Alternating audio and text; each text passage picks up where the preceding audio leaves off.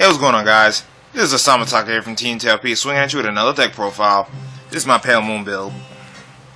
Yeah, I know in like the last few videos or so you see me playing with this deck, so I decided to throw at you what's inside of it. In fact, I'd like to mention that there's actually a couple of new things that I tossed in here. So, with that, I decided to make a small little bit of modifications to the build. So now it's something a lot more concentrated. So let me start explaining. First, we have the starter that I had originally in this deck, in the other videos that you saw, Hades Ringmaster. Pretty much the skill is, when you ride on top of this unit, you saw Soul Charge 1. Pretty solid skill for a starting Vanguard to help out the Pale Moons in the start of the game. Next, you have Torca's Beast Tamer. Torca's Beast Tamer's skill is, when she comes out of the soul, she gains 3,000 power. So that's actually really good. She becomes a 9k, and since she's a grade 1, she's a booster. So say she comes out of the soul with a certain skill like Trapeze skill, you put a card into the soul, and you take Torcas out of the soul and put it for support, and she becomes a 9k, supported by maybe a 12k or so, and that's 21 right there. So that's actually really good. Or you have an 18k, for instance, just pretty much a Vanguard with a decent amount of attack power. So next, you have Starting Presenter. I really like Starting Presenter in this build, especially in Pale Moon in general, because with Hades Ringmaster, the combo's solid, because in the start of the game, if you have Hades as your start and then Starting Presenter as your first ride, right then and there you're already soul charging 3.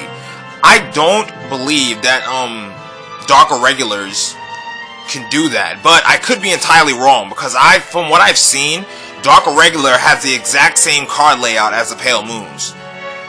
The Spike Brothers is different, although they're from the same nation as the Pale Moons and Dark Irregulars. Their abilities are a lot more different. Then you have Jumping Glen. Jumping Glen's skill is just as similar to Torca's Beast Tamers. When she comes out of soul, she gains 3,000 power, except she's a grade 1 and she's 7k instead of a 6k. So she becomes a 10k supporter. So say for instance you have a 10k vanilla on the field or something like that, maybe a 12k booster, or a 12k rear guard, and then you take Glen out of soul for the 3,000 power to become a 10k. You're swinging it for 22. That's actually really good. So next you have Midnight Bunny. Midnight Bunny's actually really good. Now Midnight Bunny's skill is, say when this card when Midnight Bunny is supporting a unit and it gets a hit confirm, you can counter blast 1, put a Bunny into the soul, and take out a unit that isn't Bunny and call it to rear guard. That's pretty much what it is. So say for instance at some point in the game you have how you call it, you've already used up your first 2 attacks. Your rear guard on left and then your Vanguard. Say for instance your rear guard on the left had Midnight Bunny supporting it, and you got a hit confirm. Bunny's skill doesn't technically say that you have to call it to an open rear guard. So with that, when you use Bunny's skill, you can counterblast and maybe pull out an Alice. You notice that Alice is not in my deck, but I'm just saying for example, you call Alice out and retire the unit that's been already used under Bunny and call Alice instead, and then hope to get the next hit and then counterblast one more time. So right then and there, you haven't even used the Vanguard yet if you only attack with that first row, and you've already swung in for 3 attacks. That's actually really good. So that's the reason why Bunny is a really good card to have. Plus she's a booster on top of it, and she's a 7k, so that's actually really nice. Next, you have Magician of Quantum Mechanics. Magician of Quantum Mechanics skill is Counterblast 1, it's an axe, and you could put Quantum Mechanics into the soul and pull out a card from the soul and call it to rear guard. So this is by far one of my favorite cards, to be honest, because Quantum Mechanics skill doesn't require any other it doesn't require anything else besides just a counterblast. You don't need anything extra like Midnight Bunny. You need a hit confirm and everything else. You simply need to use the counterblast, and that's it, and it's all done with. So the reason why I run 4 in here is because this build has a main focus of Jumping Glen and Jumping Jill. So that's the reason why I have 4 Quantum Mechanics in here. And with that, each turn, if you use your counterblast wisely, you'll only have to use 1 counterblast per turn. And if you have 2 Quantum Mechanics, it'll be 2 per turn. And say for instance you get a heal trigger. If your trigger consistency is good, then you'll know when a heal trigger will come, and then you can heal, and the next time you take a damage, you can reuse the skill once again, and then you can pull out either a Jumping Jill or a Glenn for more attack power next turn. So it's actually really good. This is the reason why I like Quantum Mechanics. Next you have Skull Juggler, a very simple card. Skull Juggler skill, when placed on the Vanguard or Rear Guard, you get the Soul Charge 1. It's actually really good. It helps. Say for instance, it's actually a good combo. First you start off with Hades, where you Soul Charge 1 when something rides on top of it. Then you write Starting Presenter, right? And then right after Starting Presenter, you write Skull Juggler over Starting Presenter. That allows you to Soul Charge 3. That's actually really nice. With a Nitro Juggler skill and Starting Presenter skill put together. So that's actually really good. Next, you have Elephant Juggler. Elephant Juggler skill is, on the Vanguard, when a card is placed on the Rear Guard, you can Soul Charge 1 each time a card is placed.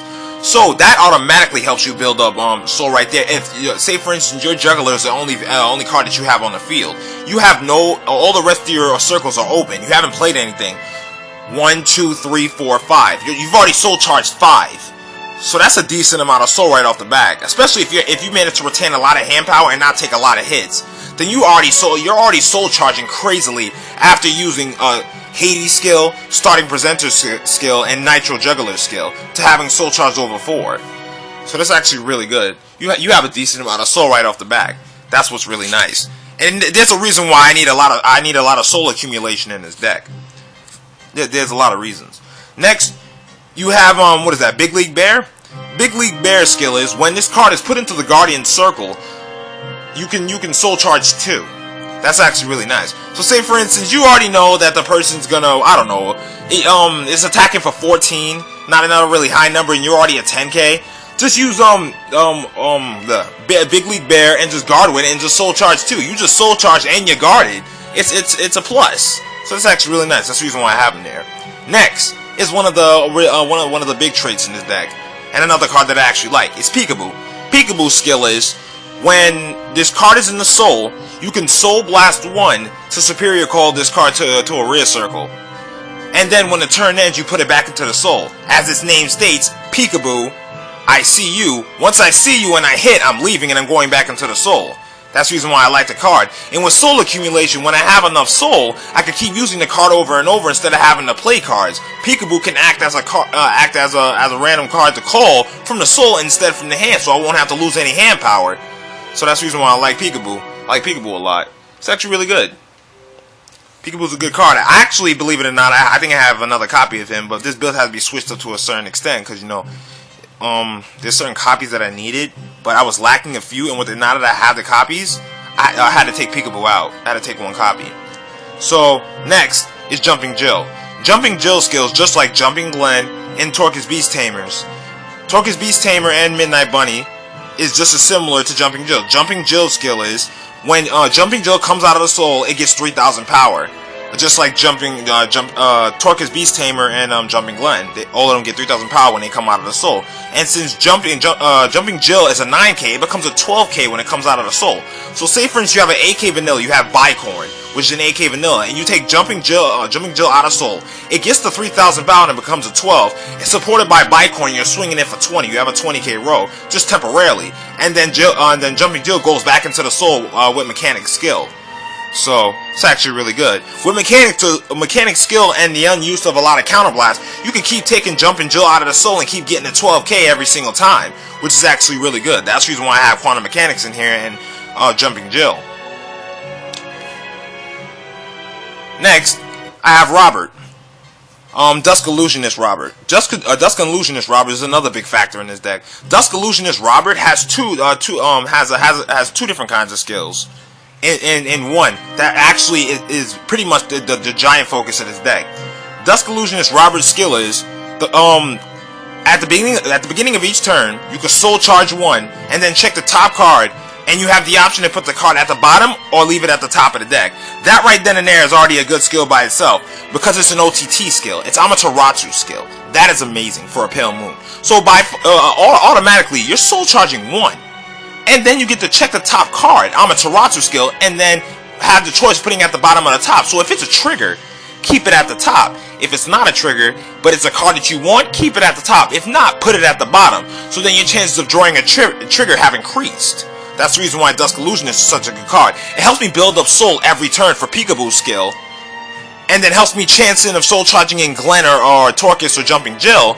And it helps out for other reasons. So that's the reason why Robert's such a big factor in this deck. Next, you have Hurricane Mistress. Hurricane Mistress is actually really good.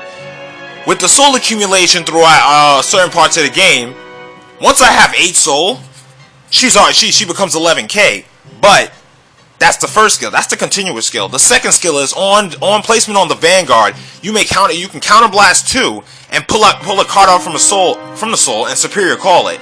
So say for instance you haven't gotten mechanics in a while, but by accident you soul charged in mechanics. Mistress Hurricane can solve that issue. By placing her on the Vanguard and using the skill, you can superior call quantum mechanics to the rear circle. So you don't have to worry about not being able to use the card. It's there for you to use it. So this card technically saves quantum mechanics. That's the reason why I have it. Next, you have Barking Manticore. Barking Manticore's skill is number 1. If there's a Crimson Beast Tamer into the soul, it gets 3,000 power, so it becomes a 13k, which is actually really nice. And I'm actually planning to get a copy of that soon, maybe 1 or 2 copies, and applying it to this deck. And the second skill is when it's placed on the Vanguard, you draw a card, and you may select a card from your hand and put it into the soul. That right there is actually really nice. So say for instance you use this skill and you draw a card, and you get Jumping Glenn, just put Jumping Glenn into the soul. Or Jumping Jill or Torcus Beast Tamer, either one.